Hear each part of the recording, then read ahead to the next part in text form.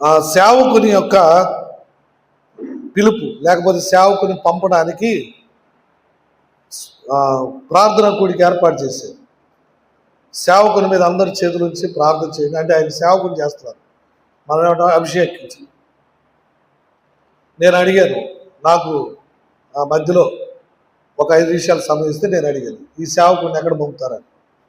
ఎక్కడికి లేదు, ఇక్కడే ఉంటాడు. ఏం చేయడానికి అని అడిగాను. ఇక్కడే ఉంటాడు, ఏం చేయడానికి? కొంతమంది సేవకులు తయారు చేసుకుంటున్నారు దేనికి? వాళ్ళ బ్యాగులు మోసుకోవడానికి, వాళ్ళ బైబిల్ మోయడానికి. ఎంత దుర్మార్గపు పనులు జరుగుతున్నాయంటే కాపరులు గొర్రెల మాంసం తినడానికి తయారయ్యారు.